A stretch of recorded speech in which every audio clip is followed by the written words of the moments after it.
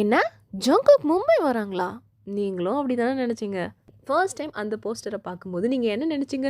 Jungkook Mumbai வரான், ஏன் என்னால் போக முடியல? என்ன மாதிரியே அந்த போஸ்ட்டை அரைகுறையாக பார்த்துட்டு ஜங்குக் மும்பை வரான்னு சொல்லிட்டு நினச்சி அழுதிங்களா இல்லையான்னு சொல்லுங்கள்.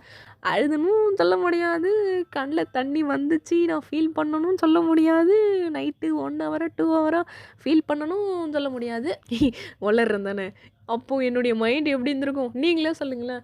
கண்டிப்பாக நான் அந்த ஃபர்ஸ்ட் டைம் நான் அந்த போஸ்டர் பார்க்கும்போது ஜங்குக் இன் மும்பை, ஜங்குக்கோட சோலோ எக்ஸிபிஷன் தான் மும்பையில் நடக்குது, ஜங்குக் வந்து மும்பைக்கு வரலை, தயவு செய்து ஜங்குக் தான் மும்பை வராங்கன்னு சொல்லிட்டு ஃபீல் பண்ணாதீங்க, அழுவாதீங்க. ஃபஸ்ட்டு ஜங்குக்கோட சோலோ கான்சர்ட் நடக்கல, சோலோ எக்ஸிபிஷன் தான் நடக்குது.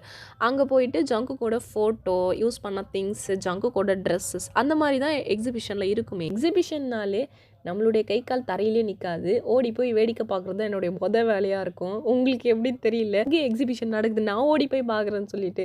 ஆனால் ஜங்குக் எக்ஸிபிஷன் நடக்குது என்னால் போய் பார்க்க முடியலையே அப்படின்ட்டு நான் ஃபீல் பண்ணியிருந்தேன். மம்மி ஜங்குக்கோட எக்ஸிபிஷன் நடக்குது, என்ன ஜங்குக்கு செருப்பு பிஞ்சிக்கிற மாதிரி விழணும்னு ஒரு திட்டு. அவ்வளோ தூரம் போகிற தைரியமும் இல்லை, அவ்வளோ தூரம் போகிறதுக்கு என்கிட்ட மணியும் இல்லை, அவ்வளோ தூரம் என்னை போகவும் விட மாட்டாங்க. இவங்க வந்து இந்தியாவுக்கு வருவாங்களா, ஒரு முறையாச்சும் இவங்க இந்தியாவுக்கு வருவாங்களா அப்படின்னு நம்ம எவ்வளோ நாள் காத்துட்ருப்போம் தெரியுமா. ஆனால் மும்பையில் கொரியாவை விட மும்பை தோதான இருக்குது அப்படின்ற ஒரு தூரத்தில் இருக்கும்போது ஏன் என்னால் போக முடியல அப்படின்ற ஒரு சோகம் மட்டும் என்னை சுற்றி வந்துட்டு இருந்துச்சு. ரொம்ப பாவம் தானே. சரி விடு, நீங்களும் யாரும் ஃபீல் பண்ணாதீங்க ஜங்குக் எக்ஸிபிஷனுக்கு போக முடியலன்னு சொல்லிட்டு.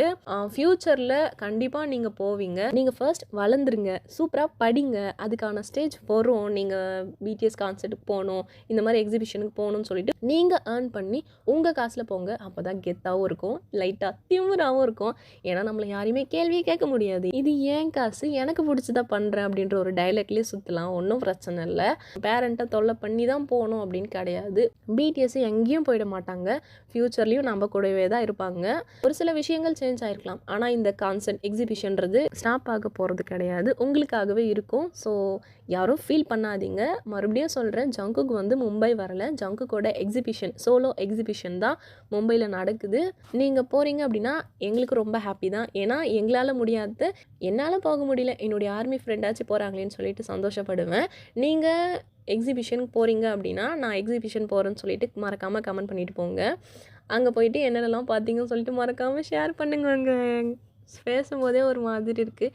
ஆல்ரெடி இந்த விஷயத்தை நீங்கள் ஏன் பேசலை அப்படின்னு நீங்கள் நினச்சிங்க, அது ஒரு சில விஷயங்கள்லாம் ஞாபகத்துக்கு வரும்போதே ஹர்ட் ஆகும் இல்லையா, அதை கொஞ்சம் தள்ளி வைக்கணும் அப்படின்னு தோணும் இல்லையா, அந்த மாதிரி தான் நான் இந்த விஷயத்தை தள்ளி போட்டுகிட்டே இருந்தேன்.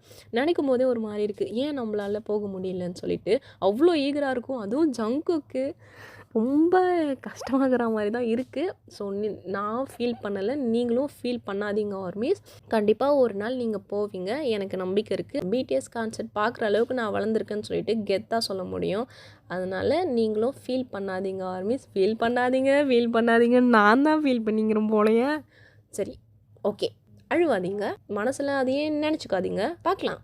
அதே மாதிரி தான் ஃபோன்லேயும் அந்த எக்ஸிபிஷன் பார்க்க போகிறோம். முதல்ல அதை மைண்டில் கொண்டு வாங்க. சவுத் கொரியாவில் இருக்கும்போது தான் நம்ம ஃபோனில் பார்க்குறோம், இங்கே இருக்கும்போதும் ஃபோனில் பார்க்கணுமா அப்படின்ற ஒரு மைண்ட் செட்டை எடுத்துகிட்டு வராதிங்க தயவுசெய்து.